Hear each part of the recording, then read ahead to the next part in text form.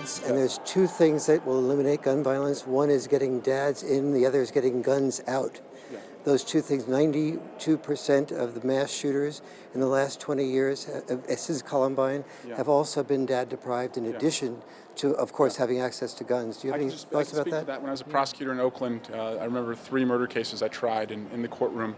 The courtroom was mostly filled with women, and I asked, where were the men? And in Oakland, a lot of times it was the men were locked up because of our failures of the criminal justice system. The men were dead, sometimes homicide victims themselves, and then the men were, in other cases, not around. And I want to really follow up on what President Obama did, with his programs, For My Brother's Keeper and other programs like that, to bring hope and to put positive role models in a lot of these communities, so young men have hope. Basically, boys are in crisis, and the parents are ashamed that their boys are in crisis. They're afraid to speak up, and and they want to not feel so alone, and they want to feel like somebody is really standing behind them and saying, here are the problems that I identify with.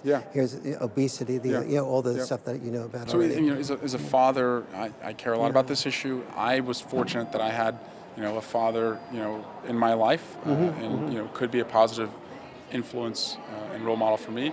But with my eyes open in all the places I've worked and been an advocate for, I see the people where that's not the case, and I want to change the structural issues that lead to that. So that's when I look at gun violence, especially, I see that issue is one of the structural issues that's causing it, and you're going to have an advocate in the White House to do something about it. So I've got to run, but I'm looking forward to reading your book.